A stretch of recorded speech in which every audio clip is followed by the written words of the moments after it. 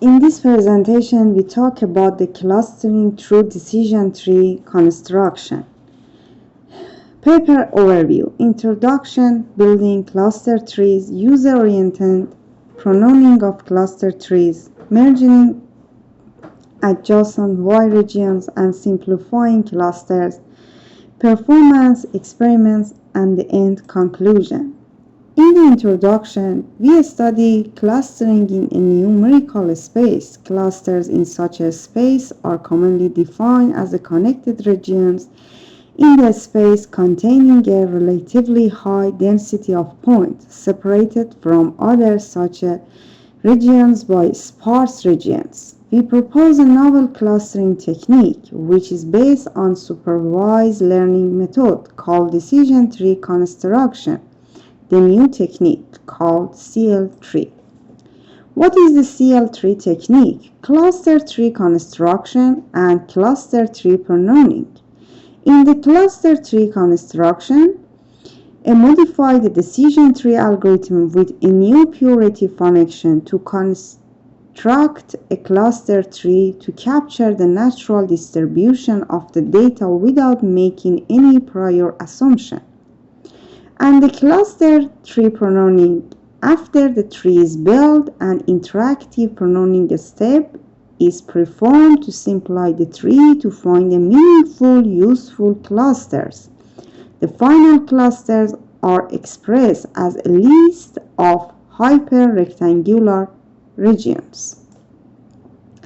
What is the advantages of clustering technique? CL3 is able to find the natural or true clusters because its tree building process classifies the space into data and empty regions without making any prior assumption or using any input parameters. CL3 is able to find the clusters in the full dimension space as well as in subspace. It provides a description of the resulting clusters in terms of hyperrectangular regions. It comes with an important byproduct, the empty regions, and deals with the outlier effectively. Application of the CL3 algorithm. Most existing clustering algorithms do not provide interpretable descriptions of the resulting clusters. The CL3 algorithm may be used to generate such a description for each cluster after the cluster has been found by an existing clustering algorithm. This can be done by running the CL3 algorithm using the data point within this cluster. And most existing clustering algorithms also require the number of clusters. We name it the K as the input parameter and are sensitive to initial seeds. The CL3 algorithm may be used to produce a set of initial seeds, and also K as a CL3 is able to find the core of each cluster. What is the decision tree? Decision tree encodes D in form of a tree. A node T in T without children, when the T doesn't have any children, a leaf, we name it a leaf node, and otherwise it's called a decision node. A decision node specifies some tests on a single attribute. A leaf node indicates the class. From a geometric point of view, a decision tree represents partitioning of the data space. A serial of tests from the root node to a leaf node represents a hyperrectangle. And here we can see the one shape of decision tree example, and we can see how we divide the number to the tree and make a tree with the leaf. And here we show the one algorithm for information gain evaluation. The algorithm for building a decision tree uses the divide and conquer strategy to recursively partition the data to produce the tree. Now we talk about the scale-up decision tree algorithms. Traditionally, a decision tree algorithm requires the whole data to reside in memory. When the data set is too large, techniques from the database community can be used to scale up the algorithm so that the entire data set is not required in memory. We want to introducing of endpoint. When we want to introducing the endpoint, we will have three subsections. The first subsection focus on introducing endpoint. The second one discussing two changes that need to be made to the decision tree algorithm. And in the final subsection describe the new code selection criterion or purity function. We give each data point in the original data set the class Y and they introduce some uniformly distributed non-existent endpoint. And we put some condition like here. For that, if the number of one endpoint inherited from the parent node of E is less than the number of Y point in E, then the number of endpoint for E is increased to the number of Y point, else the number of inherited endpoints is used for E. And here in the figure 5, we show the one example introducing endpoint, the effect of using a fixed number of the endpoint. Two modifications to the decision tree algorithm. Since the endpoints are not physically added to the data, we need to make two modifications to the decision tree algorithm. One, compute the number of endpoints on the fly, and the second, evaluate on both sides of data points. We can see here two pictures for both of them. The first refer to compute the number of endpoints on the fly. The information gain evaluation only means the frequency or the number of points of each class on each side of the possible code, and the second one evaluate on both sides of data point. Codes only occur on one side of data points. In the figure 6 and figure 7, you can see the both of them. Now we talk about the new criterion. Decision tree building for classification uses the gain criterion to select the best code. The code that gives the best gain may not be the best code for clustering. There are two main problems for that. The first, the code with the best information gain tends to cut into clusters. This results in served loss of data point in cluster. And the second, gain criterion does not look ahead in decision the best code. And here we can see the one picture in the figure 8 about the problem with the gain criterion.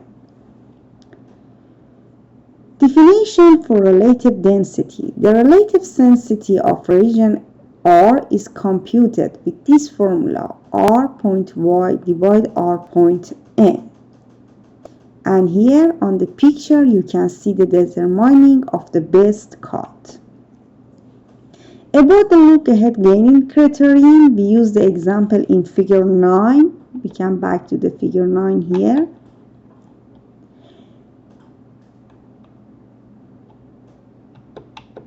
Is here. And the figure 8a is here. To introduce the look ahead gain criterion, the algorithm is given in figure 10. The new criterion consists of 3 steps. These 3 steps find the initial codes, look ahead to find the better code, and select the overall best code. And here is the algorithm about the determining the best code in CL3. User-oriented pronouncing of cluster trees. Pronouncing method used for classification, however, cannot be applied here because the clustering to certain extent is a subjective task. Whether a clustering is good or bad depends on the application and the user's subjective judgment of its usefulness. Thus, we use the subjective measure for pruning. We propose two interactive approaches to allow the user to explore the cluster tree to find a meaningful or useful cluster. Browsing, the user simply explores the tree him or herself to find. Two user-oriented pruning. The tree is pruned using two user-specified. With two parameters, we can follow the pruning. These two parameters, one of them is the min_y and min_rd. And on the picture, we can see how many clusters are there here and how we can count them. And here is another algorithm for the cluster tree pruning. Merging adjusts Y regions and simplifying clusters. The cluster tree partitions the space into the Y and the N regions. In a complex situation, it is possible that the cluster is split into several Y regions either because the cluster is of irregular shape or because in order to isolate another cluster, it is cut into more than one piece. The space contains two clusters. A post-processing step is needed to merge them to produce only one cluster. And here on the picture, you can see the example for that. For fragmentation of cluster, you can see that, and generating a simpler description.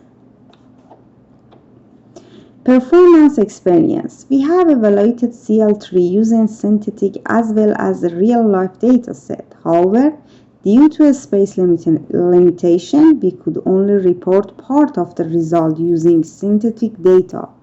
Our experiments aim to establish the following: efficiency and accuracy, and both of them is so important for us.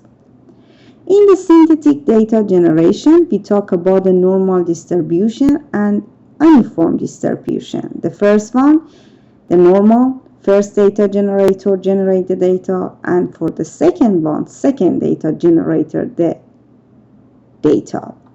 And here you can see the scalability result. Scalability with the dimensionality of hidden cluster and with the data set size. When we talk about the dimensionality of hidden cluster, CL3 can be used for finding cluster in the full dimension space as well as any subspace. And data set size shows the scalability as the size of the data set is increased from